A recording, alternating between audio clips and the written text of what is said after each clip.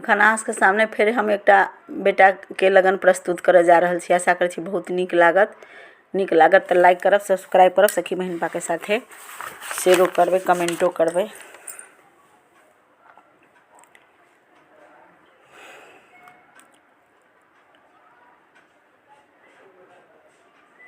ऊंची महलिया मालिन केरा घरबा, नीचा लागल फूलबाड़ी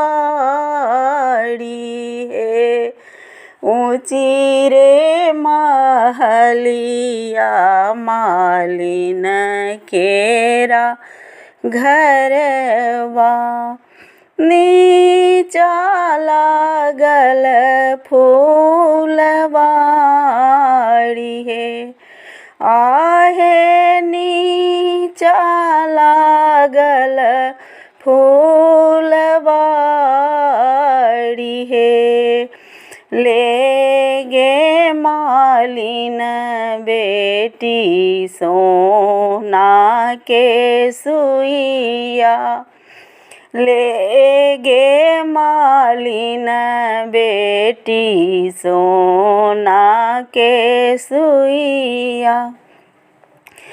गुथी दही राम दुल्हा मोर हे। आहे गुथी दिया राम दुल्हा के मोर हे। मौड़ी लाए आएल मालिन बेटिया, मौड़ी लाए आएल मालिन बेटिया। के देता मौरक दाम हे। आहे के देता मौरक दाम हे। घर स बाहर भेला बाबा से बड़का बाबा, घर स बाहर भेला पापा अपन पापा। हम देबा मौरक दाम हे। आहे हम देबा मौरक दाम हे।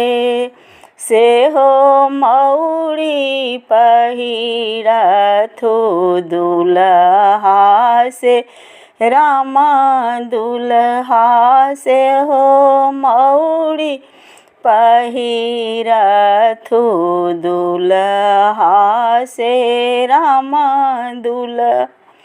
पहिरी चलल ससुरारी, आहे पहिरी चलल ससुरारी हे।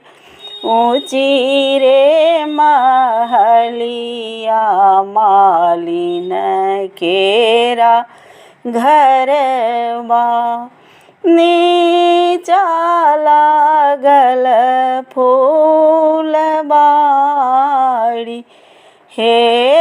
आहे नीचा लागल फूलबाड़ी हे। अखन एकटा फेर हम बेटा लगन गाबऽ जा रहल छी, सुनू। कौने बाबा साजल घोड़ा ओ हाथी, कौने बाबा साजो बड़ियात है। आहे कौने बाबा साजू बड़िया तहे कौने दुल्हा साजथु रही माल घोरा कौने दुल्हा साजथु रही माल घोरा साजी चलल बरिया तहे आहे साजी चलल बरिया तहे तिला एक आहे बाबू घोरा बिल बहतिल एक आहे बाबू घोड़ा बिल बह लागिलिया केड़ा गो रहे आहे लागिलिया केरा गो रहे जोड़ही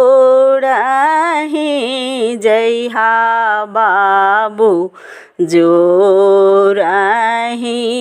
अबिहा जोड़ही जइहा बाबू जोड़ही अबिहा जोड़ही होए तबिवाह है आहे जोड़ही होए तबिवाह है रही माल घोरा सला मत रखी रही माल घोड़ा सलामती रही सुबह सुबह होए तबिवाह है आहे सुबह सुबह होए तबिवाह है। आशा करी छी नीक लागत त लाइक करब, सब्सक्राइब करब, सखी बहिन बा के साथे शेयर करब।